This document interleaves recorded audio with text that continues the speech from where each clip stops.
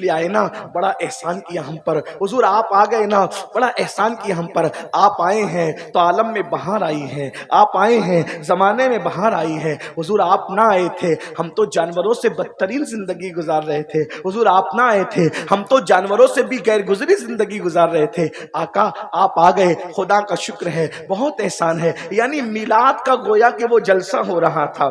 جلسہ میلاد کی الگ الگ انداز ہے, جیسے جیسے حالات بدلتے گئے انداز بدلتے گئے. اب اس سے بڑی میلاد کی محفل کیا ہوگی؟ صاحب میلاد خود موجود ہے, حضور کی آمد کا تذکرہ ہو رہا ہے, حضور علیہ السلام کی آمد پر شکر ادا کیا جا رہا ہے. اس سے بڑی میلاد کی محفل کیا ہوگی؟ اتنے میں وہی صحابی کہتے ہیں آقا اگر اجازت دیں تو میں لوگوں کو بتاؤں کہ جب آپ نہیں آئے تھے تو ہم کتنے خوخار تھے, ہم کتنے برے تھے, ہم کتنی برائی میں زندگی گزار رہے تھے, اور آپ آئے تو ہم کیسے بدل گئے. حضور نے فرمایا اجازت ہے, بتاؤ تم نے جاہلیت کا دور کیسے گزارا, کفر کا دور کیسے گزارا, میرے آنے سے پہلے کے حالات کیسے گزارے. تو اس صحابی نے کہا یا رسول اللہ حالات تو بڑے طویل ہے جو ہم نے گزارے ہیں, لیکن زندگی کا ایک واقعہ جو مجھے یاد آتا ہے میں آپ کو سناتا ہوں. اب وہ واقعہ وہ صحابی حضور کو سنا رہے ہیں, سب صحابہ سن رہے ہیں. اب میں ان کی آواز کو لا تو نہیں سکتا, لیکن ان کے الفاظ کو اپنے الفاظ کے جامع میں نقل کرتا ہوں تاکہ میلاد کی اہمیت پتہ چلے. وہ کہتے ہیں آقا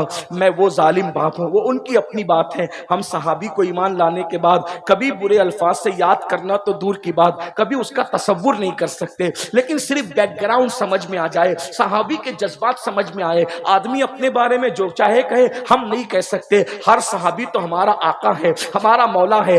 ہزاروں غوث و قطب اور ابدال کسی صحابی کے قدموں کے مرتبے کو نہیں پہنچ سکتے. بس یہی بات ہے, اس لیے ہم ہر صحابی کا احترام کرتے ہیں. ان کے بارے میں ہلکی بات سوچنا, ہلکی بات کرنا ہمارا مسلک ہی نہیں ہے. جیسے ہم ہر نبی کی تعظیم کرتے ہیں, ہر صحابی کی تعظیم کرتے ہیں, ہر اہل بیت کی تعظیم کرتے ہیں, ہر ولی کی تعظیم کرتے ہیں. بھائی جو ہمارا مسلک ہی مکمل ادب ہے, اہل سنت کا ہے بیڑا پار, اصحاب حضور نجم ہے اور ناؤ ہے, اطرت رسول اللہ کی. ہمارا تو حال یہ ہے کہ خدا نے دو ہاتھ ہمیں اس لیے عطا فرمائے ہیں, ایک ہاتھ میں صحابہ کا دامن ہے اور ایک ہاتھ میں اہل البیت کا دامن ہے. لیکن صرف حالات سمجھ میں آ جائے, وہ اپنے بارے میں جو کہہ رہے ہیں اپنے الفاظ کے جامع میں, وہ کہتے ہیں آقا ہم اتنا ظلم کرتے تھے یا رسول اللہ. میں وہ باپ ہوں کہ جس نے اپنے ہاتھوں سے اپنی 4 بیٹیوں کو, ایک روایت کے مطابق 5 بیٹیوں کو, ایک روایت کے مطابق 7 بیٹیوں کو, بہرحال جو بھی ہے, لیکن میں یہاں 4 کا تذکرہ کر دوں یا رسول اللہ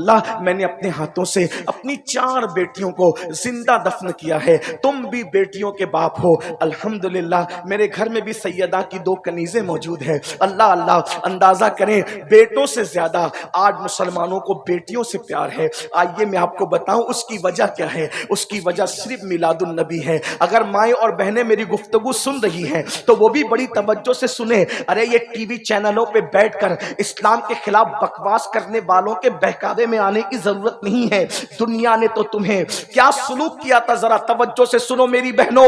وہ صرف آمنہ کا لال ہے جس نے عورتوں کی عزت کو بحال کیا ہے. وہ صحابی کہتے ہیں آقا میں نے اپنے ہاتھوں سے اپنی 4 بیٹیوں کو زندہ دفن کیا ہے, لیکن 4تھی بیٹی کی دفن کی داستانی کچھ اور ہے. اللہ اکبر. اب میرے الفاظ کے جامع میں تھوڑی دیر کے لیے علامہ ارشد القادری کی تحریروں کا سہارا لے کر کے تھوڑی دیر سن لیں. وہ کہتے ہیں آقا 3 مرتبہ بیٹی کے بعد بیٹی, بیٹی کے بعد بیٹی پیدا ہوئی. 4تھی مرتبہ میری بیوی مراد سے تھی. مجھے بڑی امید تھی کہ اب کی مرتبہ 4تھی مرتبہ بیٹا ہی پیدا ہوگا. اب کی مرتبہ امید ہوتی ہے, مومن ہو یا کافر, ان پڑھ ہو یا جاہل, علم والا ہو یا بغیر علم والا, امید تو امید ہوتی ہے. اب کی مرتبہ بڑی تمنا تھی, آثار نظر آتے ہیں, اللہ نے خوشی دکھائی ہے, اب کی بار بیٹا ہوگا. میں بہت امید میں تھا. ایسے میں مجھے انتظار تھا کہ میری امیدیں یقین میں تبدیل ہوگی, میرے گھر کے آنگن میں پھول خوشیوں کے پھول مسکرائیں گے. میں اسی انتظار میں تھا.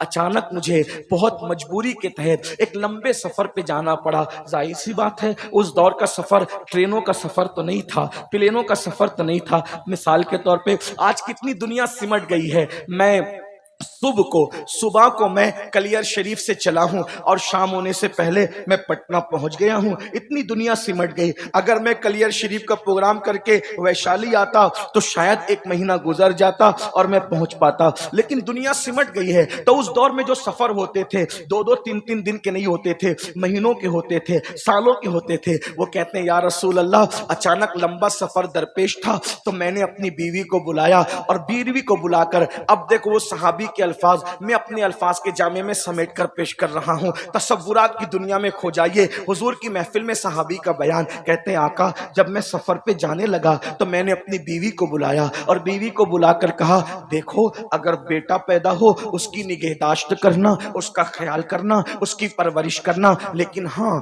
اگر پہلے کی طرح بیٹی پیدا ہو تو پھر تم اس کو زندہ مت رکھنا, بلکہ جیسے میں نے قبر کھود کر کے اس کو دفن کر دیا تھا 3 بیٹیوں کو, ویسے چوتھی کو بھی تم دفن کر دینا.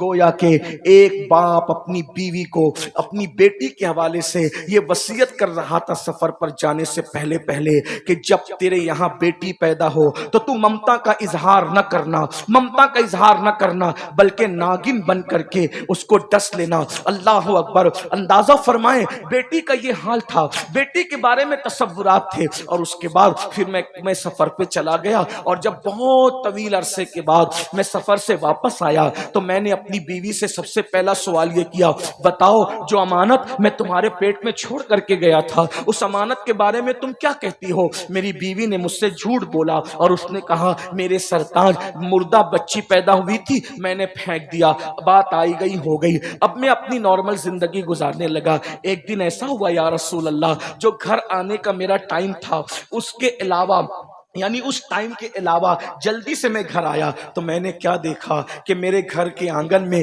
میری بیوی ایک ننھی سی 4 سال کی بچی کے ساتھ کھیل رہی ہے. وہ بچی کی شکل ہو بہو میری طرح تھی, وہ میری ہم شکل تھی, اور میری بیوی کو وہ ماں کہہ کے پکارتی تھی. میں نے پہلی مرتبہ اپنے گھر کے آنگن میں کوئی بیٹی دیکھی تھی, اس لیے کہ ہمارے یہاں بیٹی کا کیا تصور تھا, بیٹی کا مطلب شیطنت, بیٹی کا مطلب بے برکتی, بیٹی کا مطلب نحوست, بیٹی کا مطلب تباہی, بیٹی کا مطلب بربادی.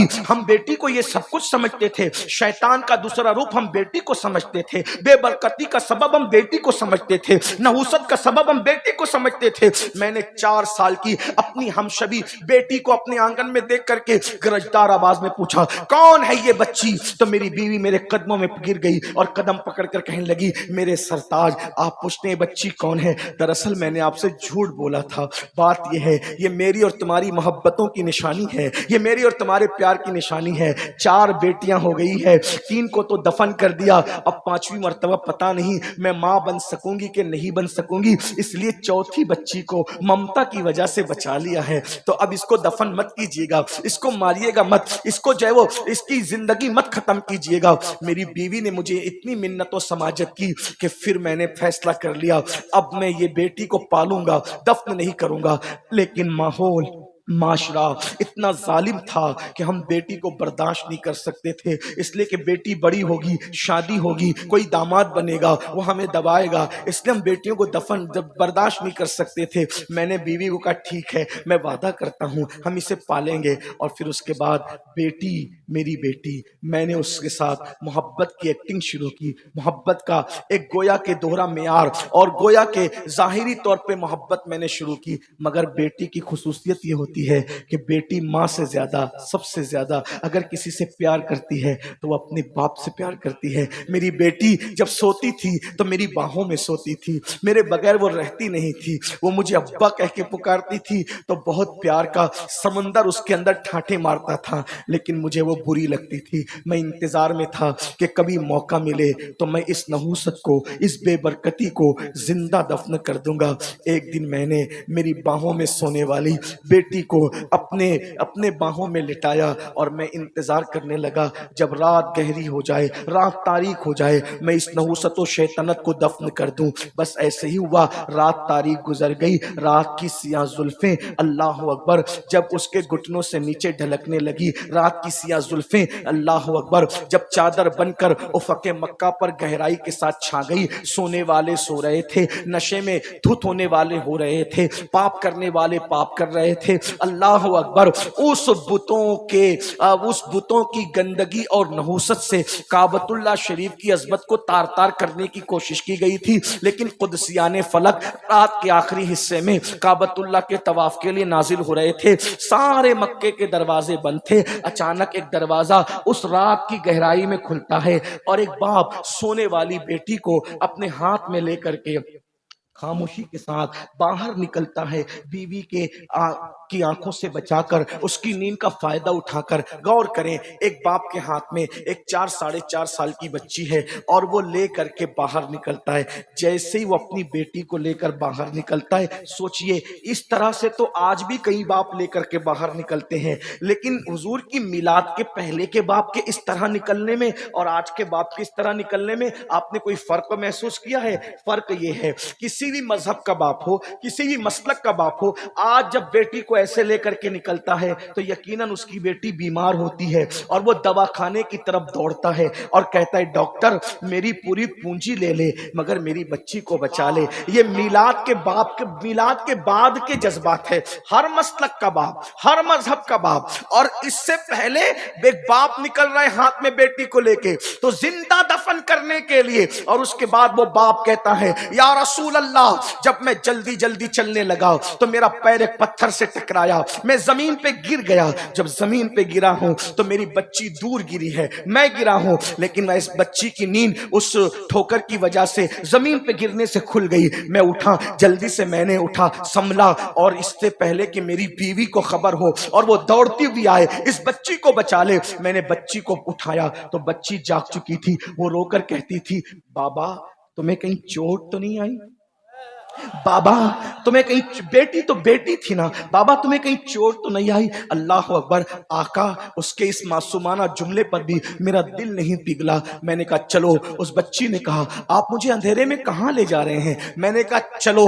جب وہ چلنے کے لیے تیار نہ ہوئی اور اس نے اپنی ماں کو پکارا تو یا رسول اللہ میں نے اس کو گھسیٹنا شروع کیا، پہلے ہاتھ پکڑ کے گھسیٹا، جب اس نے کہا میں نہیں آؤں گی، امی کہاں ہے؟ اندھیرے میں مجھے ڈر لگتا ہے، بابا آپ مجھے کہاں لے جا رہے ہیں؟ یا رسول اللہ شیطان مجھ پر اتنا غالب تھا کہ جب ہاتھ پکڑ کر میری بیٹی میرے ساتھ چلنے کے لیے تیار نہ ہوئی تو اس وقت میں نے اس کے بالوں کو پکڑا اور بالوں کے ذریعے سے گھسیٹ کر کے میں اس کو وہاں لے جانے لگا۔ مکے کے لوگ جہاں اپنی بچیوں کو زندہ دفن کرتے تھے، یا رسول اللہ وہ مجھ سے بار بار کہتی تھی بابا مجھ سے قصور کیا ہوا ہے، مجھ سے غلطی کیا ہوئی ہے، آخر محبت نفرتوں میں کیوں بدل گئی ہے؟ وہ باہوں میں سلانے والا باپ آخر مجھے لے کر کہاں جا رہا ہے؟ یا رسول اللہ میں نے کہا ظالم، تیرا باپ تجھ سے کبھی پیار نہیں کرتا تھا، تو نے مجھے باپ مانا تھا لیکن میں نے تجھے کبھی بیٹی نہیں مانا تھا۔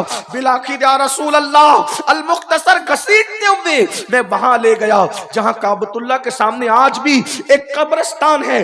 حج کو جاؤ، عمرہ کو جاؤ تو جاؤ اور جا کر کے ننھی ننھی قبروں کو دیکھ کر اندازہ کرو کہ میلاد کے پہلے کے حالات کیا تھے، میلاد کو سمجھتے کیا ہو ظالمو؟ اللہ اکبر، اللہ اکبر۔ میں وہاں لے کر کے پہنچا اور جلدی جلدی سے میں گڑھا کھودنے لگا تاکہ شیطنت کو، نحوست کو، بے برکتی کو، بیٹی کو دفن کر دوں۔ جیسے میں قبر کھود رہا تھا اور میرے کپڑوں پہ مٹی لگ رہی تھی، میری بچی روتی جاتی تھی اور کہتی تھی بابا آپ کے کپڑے گندے ہو رہے ہیں، اور اپنے ہاتھوں سے میرے بدن پہ لگنے والی مٹی کو صاف کر رہی تھی۔ یا رسول اللہ وہ میرے کپڑوں پر مٹی کا داغ دیکھنا نہیں چاہتی تھی، لیکن میں اس کے خون سے ہمیشہ کے لیے اپنی روح کو اس کے خون کے دھبوں سے رنگین کرنے جا رہا تھا۔ بالآخر میں نے قبر کھودی اور قبر کھود کر کے اس بچی نے کہا بابا آپ کیا کریں گے؟ میں نے اس کو اٹھایا اور اس گڑھے کے اندر پھینک دیا۔ پھینکنے کے بعد میں نے چاہا جلدی جلدی سے زندہ دفن کر دوں۔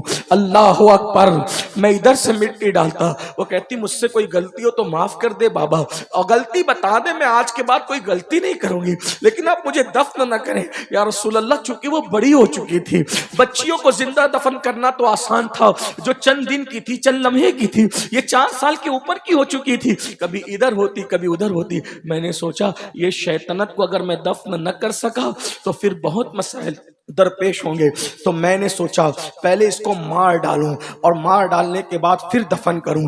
آقا قریب میں ایک بڑا سا پتھر پڑا تھا، میں نے اٹھایا اور اٹھانے کے بعد زور سے اس کے سر پہ دے مارا، ایک چیخ نکلی اور وہ چیخ ہمیشہ کے لیے اس جنگل کے اندر خاموش ہو گئی، اور ممتا کا گلا اس طرح ایک باپ نے اپنے ہاتھوں سے گھونٹ دیا۔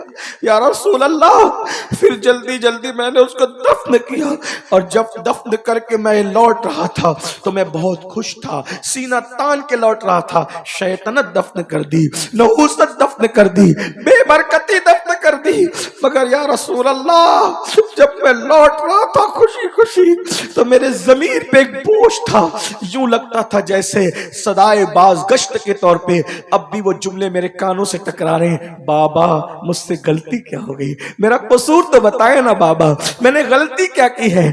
یہ منظر سن کر کے حضور اتنا روئے کہ داڑھی آنسوؤں سے تر ہو گئی، پوری محفل میں ہچکیوں کی آواز آ گئی، اور وہ صحابی بھی روتے روتے ہچکیاں لینے لگے۔ جب انہوں نے اپنی داستان علم کو ختم کیا، حضور علیہ السلام سر نیچا کر کے رو رہے تھے، حضور علیہ السلام نے آنسو بھرے چہرے کو پھر صحابہ کے سامنے بلند کیا، اور پھر اس کے بعد میرے آقا نے ارشاد فرمایا، لوگوں جب تک میں نہیں آیا تھا تم نے جو چاہا کیا ہے، اب میں بیٹیوں کا غمگسار بن کر، بیٹیوں کا سہارا بن کر، یتیموں کی آواز بن کر، بیواؤں کا مددگار بن کر دنیا میں آیا ہوں۔ اب بیٹیاں دفن نہیں کی جائے گی، بیٹیوں کا باپ اور میں محمد جنت میں اتنے قریب رہیں گے جیسے یہ دو انگلیاں قریب۔ نعرہ تکبیر، نعرہ رسالت، آمد رسول کانفرنس، بیٹیوں کا باپ اور میں محمد، بیٹیوں کا باپ اور میں محمد جنت میں اتنے قریب رہیں گے، اتنے قریب رہیں گے جیسے یہ دو انگلیاں قریب ہیں۔ اللہ کے رسول علیہ السلام فرماتے ہیں اس پر جنت واجب ہو گئی جو بیٹی کی پیدائش پر خوشی کرتا ہے، اچھا نام رکھتا ہے، اچھی تربیت کرتا ہے اور اچھے گھرانے میں اس کی شادی کر دیتا ہے۔ اللہ اکبر۔ فرمایا میں محمد بیٹیوں کا باپ بن کر کے آیا ہوں۔ یہاں تک کہا گیا اللہ اکبر، جب کسی کے گھر میں بیٹی پیدا ہوتی ہے تو فرشتے اس کے گھر میں نازل ہوتے، فرشتے نازل ہوتے ہیں اور چاروں طرف سے اس کو گھیر کے کہتے ہیں، اے ننھی جان سے پیدا ہونے والی ننھی جان، جب تک تو اس گھر کے اندر موجود رہے گی ہم بھی تیرے ساتھ ساتھ اس گھر میں موجود رہیں گے۔ یعنی کہ بیٹوں کے باپ کو توجہ کرنا، بیٹوں کا باپ ہونا عیب کی بات نہیں، اللہ بیٹوں کا باپ بھی سب کو بنا، اس سے نسل چلتی ہے، لیکن بیٹوں کے باپ کو برکت کے تعویذ کی ضرورت پڑ سکتی ہے۔ بیٹی ہونا وہ فضیلت ہے کہ جب تک بیٹی گھر میں ہے تب تک رحمت کے فرشتے گھر میں رہتے ہیں۔ یہ بیٹی ہے، اللہ اکبر۔ اندازہ فرمائیں۔ اب آپ سے پوچھتا ہوں، وہ مسلک کے لوگ جو میلاد کے منکر ہیں، میں کوئی گالی نہیں دے رہا ہوں لیکن ذرا غور کرو مولوی صاحب، آپ میلاد کے منکر ہو، اگر آپ بیٹی کو سینے سے لگا کے ماتھا چوم رہے ہو تو یہ آپ کے دارالعلوم کی محنت ہے یا میلاد النبی کا انقلاب ہے؟ یہ کیا ہے؟ اگر دوسرے کسی مذہب کا انسان، اگر کسی دوسرے مذہب کا انسان اپنی بیٹی کو اپنے سینے سے لگا کر کے، لوگ کہتے ہیں کہ ہم مرد کے لیے کیا کہتے ہیں؟ ہی کہتے ہیں، اور عورت کے لیے کیا کہتے ہیں؟ شی کہتے ہیں۔ اس کا مطلب اسپیلنگ بڑھ گئی نا، مطلب ہم عورتوں کو بڑا ہوا مانتے۔ میں نے کہا ہاں آپ نے تو زندہ دفن کیا تھا۔ یہ ہی اور شی میں اگر آپ ایک لفظ بڑھا کر عورت کی عزت کا اظہار کرتے ہیں تو یہ صرف آمنہ کے لال کی آمد کا صدقہ ہے، میلاد النبی کا صدقہ ہے۔ آج جو بیٹیاں پوری دنیا میں جا کے تحقیق کر لو، مشرق سے لے کے مغرب تک، اگر آج بیٹی جل نہیں رہی ہے، اگر آج بیٹی دفن نہیں ہو رہی ہے، اگر آج بیٹی کی ذلت نہیں ہے، اگر آج بیٹیاں عزت پا رہی ہے، اس کا ایک ہی سبب ہے، میلاد مصطفیٰ صلی اللہ علیہ وسلم۔ میلاد مصطفیٰ صلی اللہ علیہ وسلم، یہ میلاد کی محفل ہے، یہ میلاد کی برکت برکت ہے بیٹیوں کو عزت ملی، میلاد کی برکت ہے بیواؤں کو عزت ملی، میلاد کی برکت ہے یتیموں کو عزت ملی۔ میرے آقا علیہ السلام کے پیارے دیوانوں، حضور کیوں تشریف لائے؟ حضور کے آنے سے پہلے حالات یہ تھے، حضور پیغمبر انقلاب بن کر آئے۔ ہمارے نبی پیغمبر انقلاب ہے، بات ختم کر رہا ہوں سمیٹتے ہوئے، پیغمبر انقلاب ہے ہمارے آقا۔ وہ کیسے؟ حضور کے آنے سے پہلے بیٹیاں دفن ہوتی، توجہ کرنا میں اب سمیٹنے لگا ہوں۔ حضور کے آنے سے پہلے بیٹیاں دفن ہوتی تھی، حضور کے آنے کے بعد بیٹیوں سے پیار ہو رہا ہے، یہ انقلاب۔ اب کتنی مدت میں؟ صرف 23 سال کی مدت، صرف 23 سال کی مدت۔ حضور کے آنے سے پہلے بیٹیاں دفن ہو رہی ہیں، 23 سال کی قلیل مدت میں حضور نے اتنی محنت کی لوگوں پر کہ وہ لوگ جو اپنے ہاتھوں سے اپنی بیٹی کو دفن کرتے تھے، جب ایک جنگ کے موقع پر یتیم بچیاں مسجد نبوی میں لائی گئی کہ یہ یتیم بچیاں ہیں، تو اس وقت صحابہ یہ کہتے تھے مجھے 4 چاہیے، مجھے 5 چاہیے، مجھے 6 چاہیے۔ یہ منظر دیکھ کر کے لوگ رو رہے تھے، کہاں اپنے ہاتھوں سے بیٹیاں دفن کرتے تھے اور حضور کی صحبت کا اثر کیا ہے؟ اب دوسروں کی یتیم بچیوں کو پرورش کرنے کے لیے ایک دوسرے سے جھگڑا کرنے کے لیے تیار ہے۔ اور آقا نے بیٹی اور یتیم کی شان کیا بیان کی پتہ ہے؟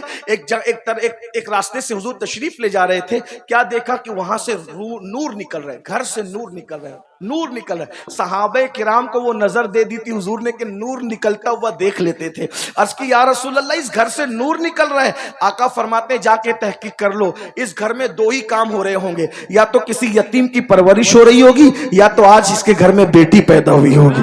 اندازہ فرمائے یہ بیٹی کی شان ہے۔ اس لیے میں آج بھی آپ سے کہتا ہوں بیٹی کو برا مت سمجھو، بیٹی کو منحوس مت جانو، بیٹی کو برا مت جانو۔ آج کل لوگ بیٹی کو بوجھ سمجھتے ہیں، آج کل لوگ بیٹی کو برا سمجھتے ہیں، لیکن ایک بات آگے بڑھنے سے پہلے کہہ دوں، بلکہ بہنیں موجود ہوں تو یہ بھی کہہ دوں، آج دنیا اتنی ظالم ہو گئی، پھر سے ظالم ہو گئی۔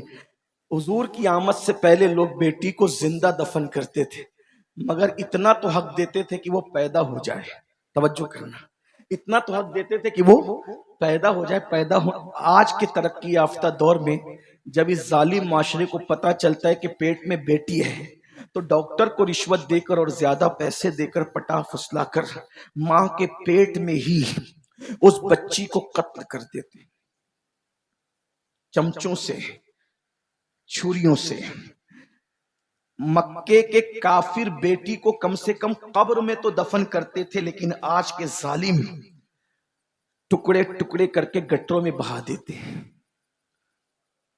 اپنی اولاد کو پیٹ سے گرانے والوں، اولاد کے قاتلوں، سن لو، اللہ کے رسول نے فرمایا تم پر جنت کی خوشبو بھی حرام ہے۔ جو ماں کے پیٹ سے بچوں کو گراتے ہیں غربت کے خوف سے، جہیز کے خوف سے، شادی کی مہنگائی کی بنیاد پر، آقا ارشاد فرماتے ہیں کہ یہ بچے جن کو ماں کے پیٹ سے گرایا جا رہا ہے قیامت کے دن بغیر سر کے اٹھیں گے اور اللہ کی عدالت میں عرض کریں گے مولا ان ماں باپ سے، ظالم سے پوچھ کہ ہم نے کیا غلطی کی تھی جس کی سزا دی گئی کہ ہمیں دنیا میں آنے سے پہلے قتل کر دیا گیا۔ بچے چند وجوہات کی بنیاد پہ قتل ہو رہے ہیں۔ نمبر 1، یا تو بیٹیاں اس لیے قتل ہو رہی ہے کہ شادی کیسے کریں گے، وجہ تم ہو، میلاد منانے والوں تم ہو، کیونکہ تم نے شادیوں کو اتنا مہنگا کر دیا ہے کہ آج ان شادیوں کی بنیاد پہ بچیاں قتل ہو رہی ہیں، ان کے قتل کے ذمہ دار تم ہو۔ اور بڑی معذرت کے ساتھ خو گرے حمد سے تھوڑا سا گلا بھی سن لے، میلاد کی یہ محفل منانا شاید تمہیں کام نہ آئے، معاف کرنا، معاف کر دینا، اور معاف نہیں کر سکتے تو مجھ سے بات کر لینا، میں بات کرنے کے لیے بھی تھی۔ کیوں کام نہ آئے پتہ ہے؟ کیونکہ تم رسول اللہ کی محنتوں کو ضائع کرنے کے لیے کھڑے ہوئے ہو۔ حضور علیہ السلام نے محنت کی تھی، کیوں محنت کی اور کتنی محنت کی تھی بتاؤں؟ حضور کی محنت کتنی تھی؟ رسول اللہ کے عاشق بن کے حضور کی محنت کو ضائع کرنے کھڑے ہوئے ہو؟ تو ایسے عاشقوں پر حضور کی محنت کا اندازہ نہیں۔ ارے باپ کلکتہ جا کے، دلی جا کے، سعودی جا کر اگر مال کما کر کے لاتا ہے تو ایک بیٹا کہتا ہے میرے باپ کا ماتھے کا پسینہ پیر تک آیا ہے، تب کہیں جا کر کے یہ گلشن سجا ہے۔ تجھے باپ کے پسینے کا اتنا خیال ہے، رسول اللہ کے خون کا تجھے خیال نہیں؟ ارے تیرا گلشن باپ کے پسینے پر سجا ہے، لیکن یہ دین کا گلشن رسول اللہ کا خون، ماتھے کا خون نالین میں آیا تھا، نالین میں آیا، تب یہ گلشن سجا ہے۔ تمہیں احساس نہیں؟ ام المومنین سیدہ عائشہ صدیقہ نے پوچھا تھا، یا رسول اللہ صلی اللہ علیہ وآلہ وسلم، آپ کی زندگی کا سب سے مشکل دن کون سا ہے؟ تھوڑا محسوس کر لیں، محسوس کر لیں۔ میلاد منانے والوں، تم بیٹیوں کے قاتل ہو، تم بیٹیوں کے قاتل ہو، تم سب قاتل ہو۔ آج تم شادی کے نام پر 2-3 لاکھ کا مطالبہ کرتے ہو، تمہاری دینداریاں کہاں جاتی ہے؟ اصلاح معاشرہ کا جلسہ تم رکھتے ہو، اصلاح معاشرہ کے جلسے میں تم آتے ہو، اپنے گھر کی شادی کے موقع پہ تمہارے اصلاح معاشرہ کے جذبات کہاں جاتے ہو؟ بتاؤ، داڑیاں رکھتے ہو، عمرے کرتے ہو، حج کرتے ہو، اور یہ ظلم کر رہے ہو۔ آج تمہیں یہ درد ہے، مقرر آتا ہے تو اس کے کان میں پھونکتے ہو، مسلمانوں کی بچیاں غیروں کے ساتھ بھاگ رہی، ذمہ دار کون ہے؟ تم ہو۔ جب تم غریبوں کی بچیوں کے ساتھ شادیاں نہیں کرتے، تم نے اتنا مہنگا کر رکھا ہے۔ بہار، بنگال، یوپی میں لڑکے والے ظلم کر رہے ہیں، کشمیر میں لڑکی والے ظلم کر رہے ہیں، پورا ملک جل رہا ہے۔ کوئی ہے ایسا جو یہ سوچ سکے کہ میرے نبی نے بیٹی کی آبرو بچانے کے لیے محنت کتنی کی تھی؟ اس محنت کو 2-3 جملوں میں سن لیں، دل پہ نقش کر لیں۔ ام المومنین سیدہ عائشہ پاک نے پوچھا، آقا آپ کی زندگی کا سب سے مشکل ترین دن کون سا ہے؟ پھر خود ہی کہنے لگی، چونکہ حضور سے بہت قریب تھی، اور حضور کی بارگاہ میں جس کو کہتے ہیں نا کہ کسی کا اتنا فری ہو جانا کہ انسان منہ لگ جاتا ہے، حضور بہت پیار کرتے تھے ان سے، ان کے بستر پہ قرآن نازل ہوتا تھا، وہ جو چاہتی تھی سوال کر لیتی تھی، تو کہتی تھی سب سے مشکل دن آپ کی زندگی کا کون سا تھا؟ پھر خود ہی اسٹیٹمنٹ دے دیا، احد کا دن مشکل تھا نا آپ کے لیے، جس دن آپ کے دندان شہید ہو گئے تھے، گھوڑے سے آپ کو زمین پہ ڈال دیا گیا تھا، گھٹنے پھٹ گئے تھے، پورا جسم لہو لہان تھا، حضور خود نہیں چلتے تھے، صحابہ اٹھا کر کے پہاڑ پہ لے گئے تھے، پورے جسم سے لہو رس رہا تھا، آپ کے زندگی کا سب سے مشکل دن احد کا دن تھا نا آقا؟ حضور نے فرمایا نہیں، 70 صحابہ شہید ہوئے تھے احد کے دن، وہ مشکل دن نہیں تھا، امیر حمزہ کا کلیجہ چبایا گیا تھا، میری زندگی کا وہ مشکل دن اتنا مشکل تھا لیکن سب سے مشکل نہیں تھا۔ امیر حمزہ کی ناک، کان، ہونٹ، انگلیاں کاٹ کر، رسی میں پرو کر، ہار بنا کر پہننے والوں نے گلے میں پہنا تھا، بازو میں باندھنے والوں نے بازو میں باندھا تھا، پازیب کی شکل میں پیر میں ڈالے گئے تھے، کلیجہ چبایا گیا تھا۔ اس دن حضرت حنظلہ پہلی رات کا دولہا شہید ہوا تھا، 70 صحابہ کی لاشیں پڑی تھی، سرکار کہتے ہیں مشکل تو تھا عائشہ، لیکن سب سے مشکل دن میری زندگی کا وہ نہیں تھا۔ پھر پوچھا حضور کون سا تھا؟ تو میرے آقا نے فرمایا طائف کا دن میری زندگی کا سب سے مشکل ترین دن تھا عائشہ۔ عرض کی حضور اس کا کیا داستان ہے؟ فرمایا عائشہ جب مکے والوں نے میری بات نہیں سنی تو میں طائف گیا، 15 دن، 1 مہینہ یا 40 دن تک، 3 روایتیں ملتی ہیں، میں وہاں رہا، میں نے وہاں کے لوگوں کو سمجھایا، انہوں نے نہیں مانا، بلکہ انہوں نے گالیاں دی، پیٹ کے پیچھے چھوکرے لگا دیے، وہ چلاتے تھے پاگل پاگل پاگل، اور آگے 2 قطار لگا کر کے کھڑے تھے، ان کے ہاتھوں میں پتھر تھے، میں جیسے ہی گزرتا تو مجھ پہ پتھر برسا۔ آج ہم لوگ جب تقریر کرنے جاتے ہیں، نعت پڑھنے جاتے ہیں، دین کی خدمت کرنے جاتے ہیں، تو یہ احساس تڑپاتا ہے، غلاموں کے لیے پھول برس رہے، بلکہ غلام بھی نہیں، ڈائریکٹ غلام در غلام در غلام در غلام، بلکہ ان کے در کے سگانے بے ہنر ان پہ پھول برس رہے، نذرانے دیے جانے، اچھے سے اچھا کھانا کھلایا جا رہا ہے، اور اس کے بعد جب نکلتے تو ہاتھ جوڑ کے میزبان کہتا ہے حضرت کوئی غلطی ہو تو معاف کر دے۔ یہ ہم لوگوں کے لیے جبکہ ہم دین کی خدمت نہیں کر پا رہے، لیکن اپنے رسول کے لیے کیا ہوا؟ مسلمانوں، میری قوم کے جوانوں کیا ہوا؟ آقا فرماتے 2 قطار لگا کر کے وہ کھڑے تھے اور مجھ پہ پتھر مار رہے تھے، پتھر سر سے لے کر کے پیر تک مارتے تھے، لیکن خاص طور پہ عائشہ وہ میری پنڈلیوں پہ پتھر مارتے تھے، نالین خون سے بھر گئی تھی، نالین خون سے بھر، مجھ سے کھڑا نہیں رہ جاتا تھا، میں بیٹھ جاتا تھا۔ عائشہ جب میں بیٹھ جاتا تھا تو وہ دونوں طرف سے میرے بازو پکڑ کے اٹھا کے کھڑا کرتے تھے اور کھڑے کر کے پھر مجھے مارتے تھے۔ یہ حضور کی محنت تھی. آج حضور کی محنتوں پر کس کو احساس؟ باپ کی محنتوں کا احساس فجر کی نماز میں بے سد سو کر کے مسجدوں کو ویران کرنے والوں، کیا سمجھتے ہو کہ صرف جھنڈے اور کمکمے اور یہ جلسے تمہیں قیامت کے دن بخشوا لیں گے حضور کی محنتوں کا احساس کیے بغیر؟ یقیناً یہ بخشش کا ذریعہ ہے، مجھے انکار نہیں ہے. میں فکر رضا کا الحمدللہ غلام ہوں. میرے امام کے افکار ہمارے لیے مشعل راہ ہے. لیکن سنیوں، میلاد کے جلسے میں آنے والوں، ذرا سوچو جب تم فجر کی نماز میں سوتے پڑے رہتے ہوں گے تو حضور کا یہ جو جسم زخمی کیا گیا تھا، حضور کے دل پہ کیا گزرتی ہوگی؟ ہاں رات کے 3 بجے تک جب تم زنا کی فلمیں دیکھتے ہو، عاشقان رسول جلسوں میں کہتے ہو نبی کے نام پہ جان قربان کریں گے، اور نرم گدوں پہ لیٹ کر کے جب تم گندی فلم دیکھتے ہو تو رسول اللہ کے دل پہ کیا گزر؟ اسی دن کے لیے میں نے طائف میں پتھر کھائے تھے. عورتوں کے ساتھ ناجائز تعلقات قائم کرتے ہیں آج کل کے لڑکے اور لڑکیاں، عورتوں کو پاپ کی نظر سے دیکھتے. آپ مردہ رسول کا کلمہ نہیں پڑھتے، آپ اس رسول کا کلمہ پڑھتے ہیں کہ آپ کا لمحہ لمحہ ہمارے رسول دیکھ رہے ہیں، اللہ کے اذن اور عطا سے دیکھ رہے ہیں، وہ ہماری جانوں سے زیادہ قریب ہے. بتاؤ جب کوئی محنت کرتا ہے، یہ صرف جلسہ محنت سے سجا، اگر اس جلسے کو خراب کریں گے نا تو جلسہ بنانے والے، جو جلسہ جنہوں نے منعقد کیا، امام صاحب ہو یا ان کی کمیٹی ہو، امین القادری بھی اگر جلسہ خراب کرے گا اچھا نہیں لگے گا، بولے گا دوسری بار اس کو مت بلانا. سید ہوگا اپنے گھر کا، ہمارا جلسہ خراب کر گیا. میں پوچھتا ہوں جو تمہارے 1 مہینے کی محنت پر چندے کے پیسے کے سجائے ہوئے جلسے کو برباد کرے، تمہارا دل اتنا ٹوٹتا ہے، نہ سید دیکھتے ہو، نہ عالم دیکھتے ہو، نہ خطیب دیکھتے ہو، اس سے تم ناراض ہو جاتے ہو جس رسول نے 23 سال محنت کی ہے.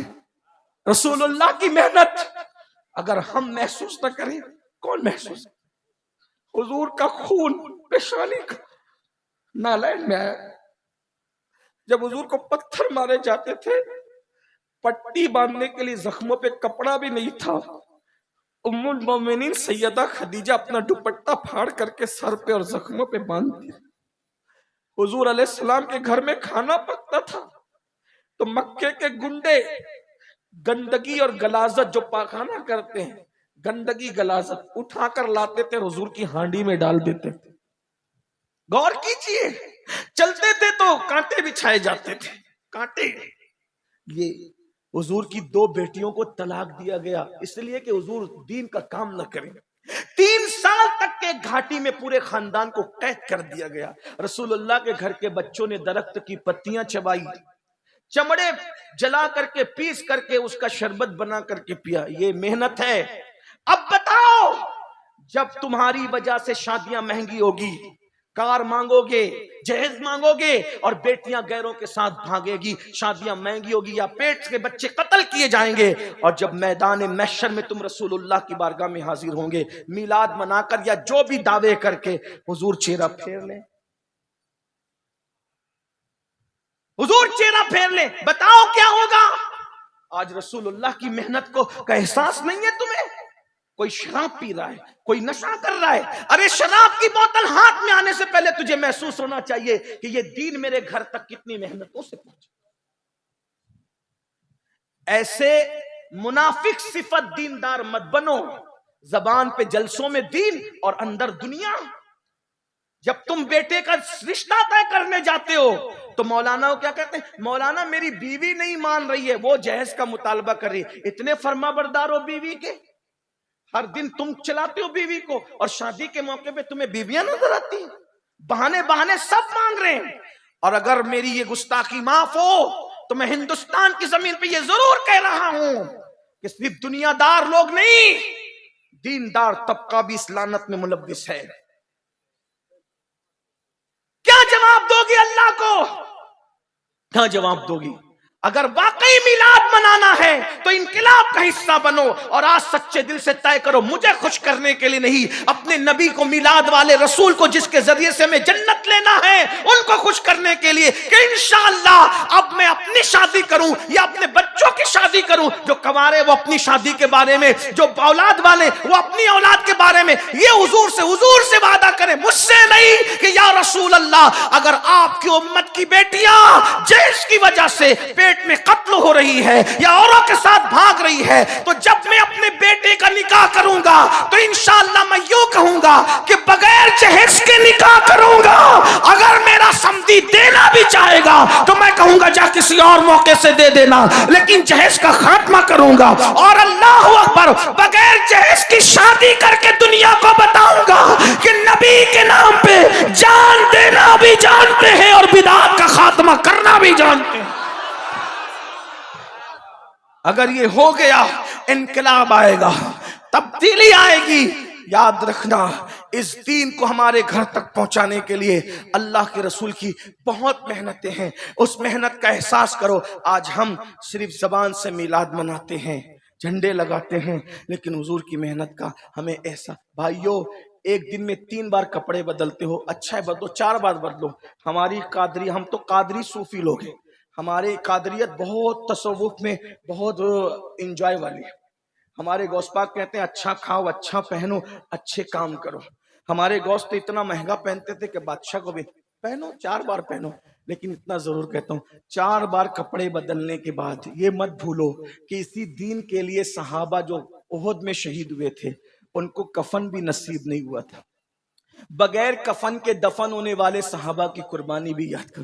کتنی عورتوں کا سہاگ اجڑا ہے نا، تب ہمارے گھر پہ اسلام پہنچا۔ کتنے بچے یتیم ہوئے تب ہمارے گھر پہ اسلام پہنچا۔ کتنی جانیں گئی تب ہمارے گھر پہ اسلام پہنچا۔ اب بتاؤ، ہم نے اپنے بچے کو ڈاکٹر بنانا چاہا، انجینئر بنانا چاہا، ٹیچر بنانا چاہا، سب بنایا۔ بناؤ، بالکل بناؤ۔ کیا آپ نے اپنے بچے کو مسلمان بھی بنایا؟ بتاؤ۔ ٹیوشن کے لیے جگاتے ہو، اسکول جانے کے لیے صبح 5 بجے جگاتے ہو، کبھی اپنے بچوں کو نماز کے لیے بھی جگایا؟ بہت معذرت کے ساتھ، جو رسول کہیں کہ نماز میری آنکھوں کی ٹھنڈک ہے، نماز پڑھتے ہو؟ نہیں۔ جلسے میں آئیں 3 گھنٹہ بیٹھیں گے، 5 گھنٹہ بیٹھیں گے، کتنے لوگ عشاء پڑھ کے؟ ہاتھ مت اٹھانا، ذلیل کرنا مقصد نہیں، حضور کی امتی ہو، ہم سے بہتر ہوا، آپ کی حرمت کو کعبے سے افضل قرار دیا گیا ہے، لیکن اتنا پوچھتا ہوں عشاء کتنے پڑھ کے آئیں اور جا کے فجر کتنے پڑھیں گے؟ بہت معذرت کے ساتھ عرض کروں، جو جلسہ کرتے ہیں نا وہ بھی اللہ ماشاءاللہ نماز نہیں پڑھتے۔ جلسے کی مصروفیت میں یہ مغرب بھی چھوڑتے ہیں، عصر بھی چھوڑتے ہیں، عشاء بھی چھوڑتے ہیں۔ کروڑوں جلسے ایک پڑھنے میں رکھا جائے اور ایک سجدہ فرض ایک پڑھنے میں رکھا جائے، کروڑوں جلسے اس سجدے کا بدل نہیں ہو سکتے۔ آپ کیا سوچ رہے ہو نماز چھوڑ دوں گا میلاد کے ذریعے بخش دیا جاؤں؟ بھائیو، ہمارے ہاں میلاد فرض نہیں ہے، علماء موجود ہیں، نفل ہے، مستحب ہے، زیادہ سے زیادہ حضور سے محبت کا اظہار ہے۔ میں منع نہیں کر رہا ہوں، الحمدللہ میلاد پر میری تقریریں موجود ہیں۔ ہم کہتے ہیں جو میلاد منانے سے منع کرتے ہیں ان کے دل سیاہ ہو گئے، ہم ان سے مقابلہ کر رہے ہیں، لیکن آپ سے کہتا ہوں میلاد مناؤ گے نفل مستحب کر کے اور فجر چھوڑ دو گے، نمازیں چھوڑ دو گے، پھر سوچو کہ حضور بخشوا لیں گے۔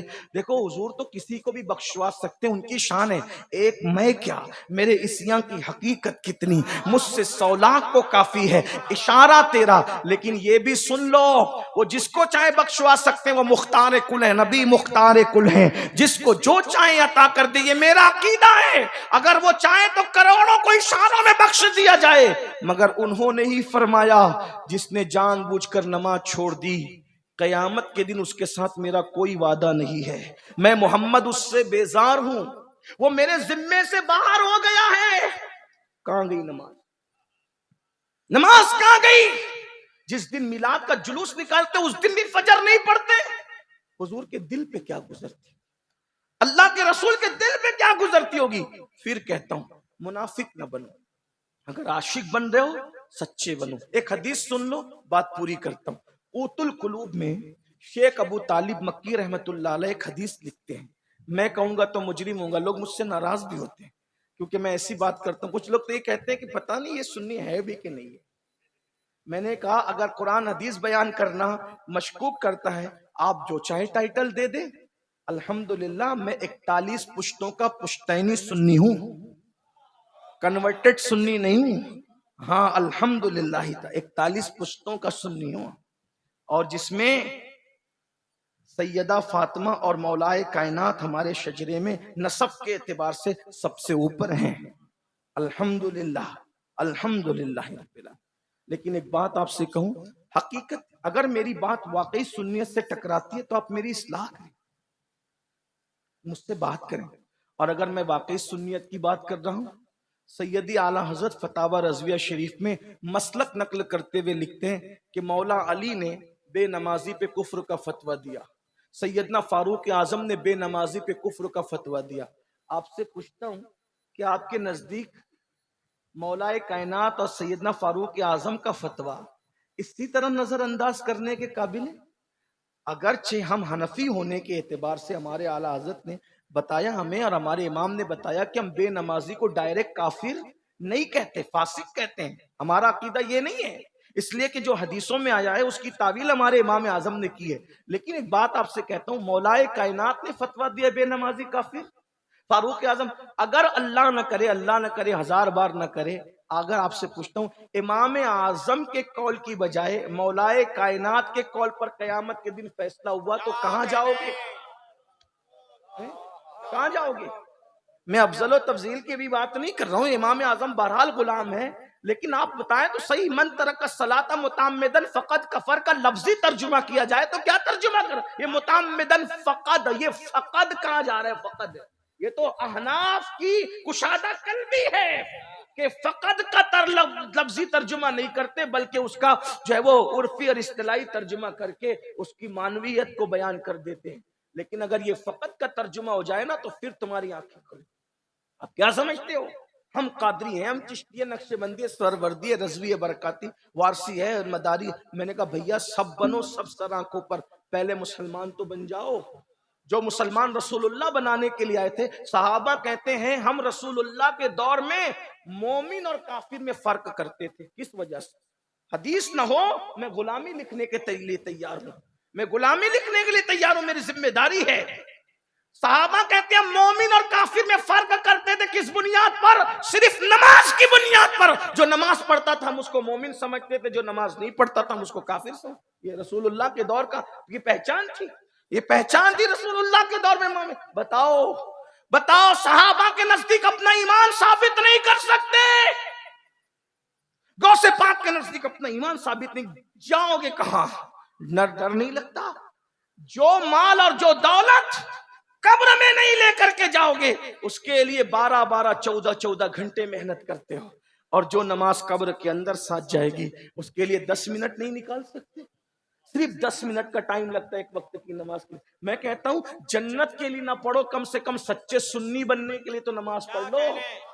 نماز میں حضور علیہ السلام کی آنکھوں کی ٹھنڈک ہے، ٹھنڈک۔ اور یاد رکھنا آقا فرما رہے کہ قیامت کے دن اس کے ساتھ میرا کوئی وعدہ نہیں ہے، میں اس سے بیزار ہوں۔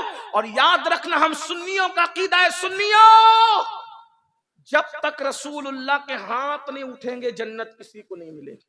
تم اور میں تو دور کی بات، عالم مولانا مفتی صحابہ دور کی بات، خلیل اللہ کو بھی اس دن رسول اللہ کی حاجت ہو ہے، خلیل اللہ کو حاجت رسول اللہ کی۔ جب تک حضور کی بارگاہ میں اللہ اکبر نگاہ کرم نہ ہوگی کسی کی بگڑی نہ بنے گی۔ اب سوچو، نماز چھوڑنے والوں 10 منٹ کا ٹائم لگتا ہے، میلاد منانے والوں مناؤ، دھوم سے مناؤ میلاد، حشر تک ڈالیں گے ہم پیدائش مولا کی دھوم، مثل فارس نجد کے قلعے گراتے جائیں گے، خاک ہو جائیں عدو جل کر مگر ہم تو رضا، دم میں جب تک دم ہے ذکر ان کا سناتے جائیں گے۔ میلاد منائی جاتی رہے گی لیکن غور سے سننا۔ حضور کے پاس گئے، یا رسول اللہ نظر کرم کر دے، جنت دے دے، اور حضور نے نظریں پھیر لی، چہرہ پھیر لیا۔ ظالم، تو زنا کی فلمیں تو دیکھتا تھا لیکن 10 منٹ تجھے نماز کے لیے نہیں تھا۔ مال کمانے کے لیے کلکتہ، دلی اور سعودی تک گیا، لیکن گھر کا بسترا چھوڑ کے محلے کی مسجد تک نماز کے لیے میری آنکھوں کی ٹھنڈک کے لیے نہ جا سکا۔ بولو، یہ دنیا ہے، بے وفا ہے۔ بھائیو، اولاد کے لیے جو کما کے جما رہے ہو، جماؤ، بہت جماؤ، اللہ تمہیں خوب دے، میں منع نہیں کر رہا ہوں، لیکن یہ سب اولاد عیش کرے گی، عیش۔ جیتے جی بچے 24 گھنٹے میں خیریت کا فون نہیں کرتے ماں باپ کو، یہ مرنے کے بعد مغفرت کی دعا کریں گے یہ مصلوب بچے؟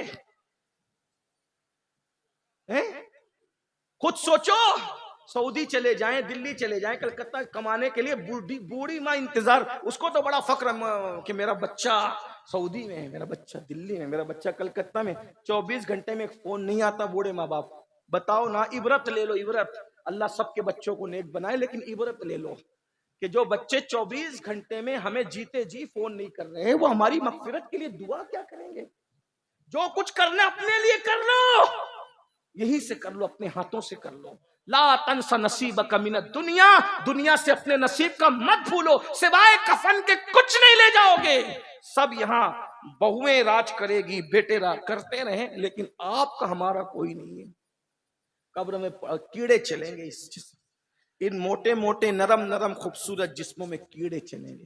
بہت گھمنڈ ہے نا اپنے نسب پر, اپنے جسم پر, اپنی دولت, کیڑے چلیں. میں کوئی بددعا کے طور پہ نہیں کہہ رہا ہوں, حقیقت ہے. ایسے کیڑے کہ ہڈیاں بھی چاٹ جائیں گے کیڑے, کیونکہ حضور سے وفا نہیں, نماز نہیں پڑھی, حضور کی بات نہیں مانی, صرف زبان سے دعوے کرتے رہے. مگر ہاں, اگر کوئی سچا رسول اللہ کا وفادار ہے, کیڑا چلنا تو دور کی بات, انشاءاللہ اس کا کفن بھی میلا نہیں ہوگا.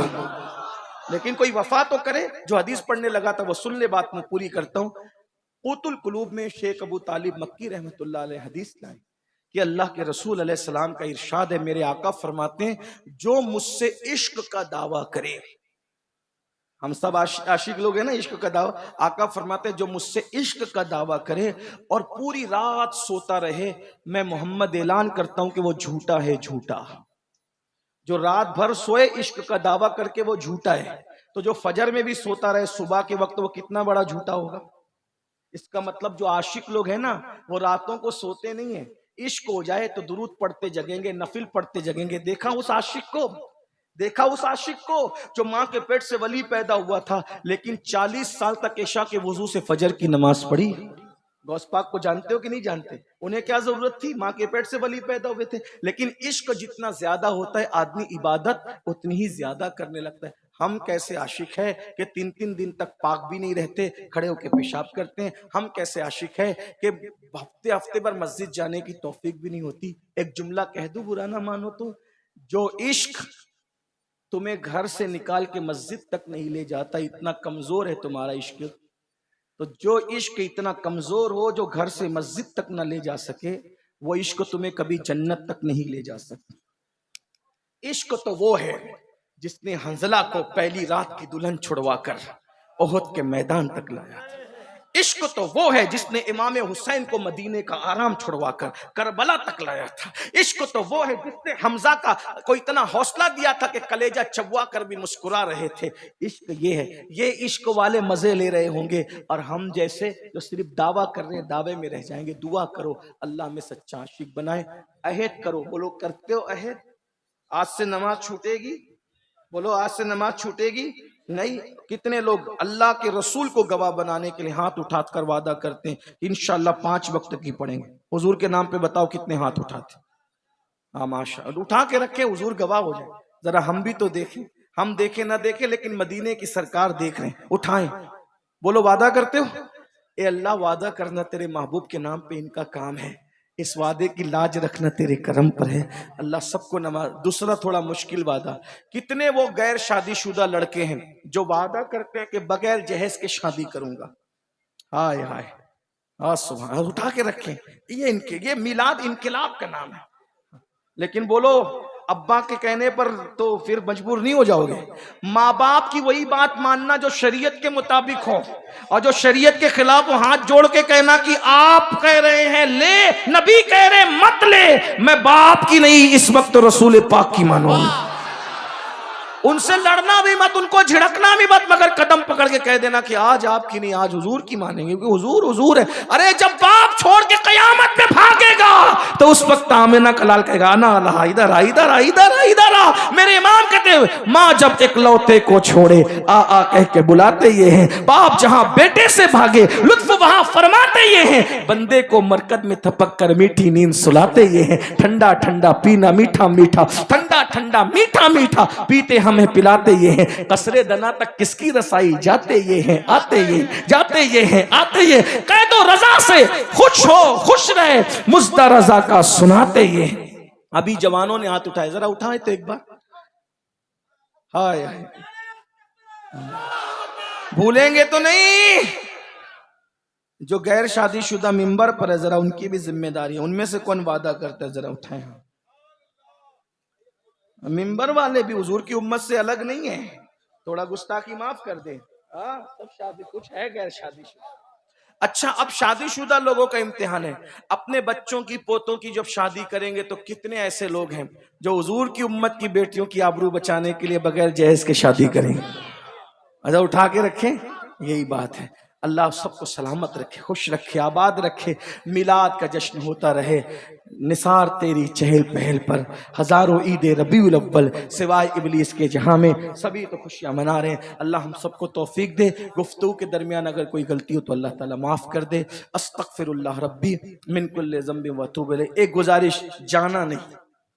اگر حاجت ہے تو الگ بات ہے, لیکن اگر حاجت نہیں ہے تو جانا نہیں, کیونکہ ابھی آپ کے سامنے ہمارے عزیز شاعر اسلام دلبر شاہی صاحب اور بھی حمزہ صاحب کو یہ نام اور بھی جو شعراء ہیں ان کو سنے پھر جائیں.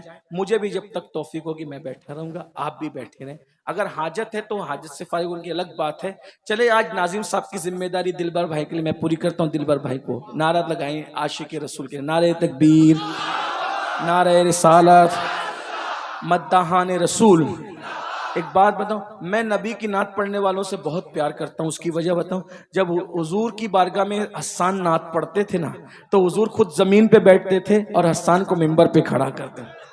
ہاں لیکن بس میں اتنا چاہتا ہوں کہ میرے جو نعت خواں لوگ ہیں نا وہ نعت پڑھنے کے لیے جب جلسے میں آئے نا تو نذرانہ طے کیے بغیر آیا کریں, تو یہ اچھی بات ہوگی. حالانکہ مجھے امید ہے کہ یہ جن کے بارے میں ذکر کر رہا ہوں یہ ایسے لوگ نہیں ہیں, یہ ایسے لوگ, میرا حسن ظن ایسے لوگ نہیں ہیں انشاءاللہ. لیکن آپ سے بھی کہتا ہوں آپ ان کو اتنا دے دیا کریں کہ ان کو مانگنے کی ضرورت نہ پڑے, اور یہ لوگ بغیر مانگے آیا کریں. اس لیے کہ میں کہتا ہوں اور حضور کا ذکر کرے, کوئی ہمیں دے نہ دے یار, ہمارا کوئی دے گا کیا دے گا, چندے کے پیسے سے کس کی اوقات کیا ہے.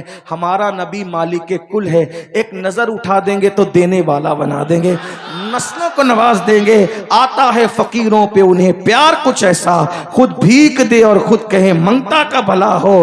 اور کیوں اپنی گلی میں وہ روادار صدا ہو جو بھیک لیے راہ گدا دیکھ رہا ہو. مجھ سے لوگ فون کر کے پوچھتے ہیں تاریخ لیتے وقت حضرت فیس کیا ہوگی, نذرانہ کیا ہوگا, کتنا طے کریں گے. میں نے کہا لوگوں کو برا لگتا ہے, مجھے معاف کریں. میں معافی اس لیے بار بار مانگتا رہتا ہوں کہ دل نہ ٹوٹے, لیکن حق بولنا بھی ضروری ہے. میں کہتا ہوں نچنیوں کی راتیں طے ہوتی ہے, عاشقوں کی راتیں طے نہیں ہوا کرتی. ارے کون دیتا ہے, دینے کو منہ چاہیے, دینے والا ہے سچا ہمارا. دلبر صاحب کو سن لیں, میں بھی سنتا ہوں. السلام علیکم.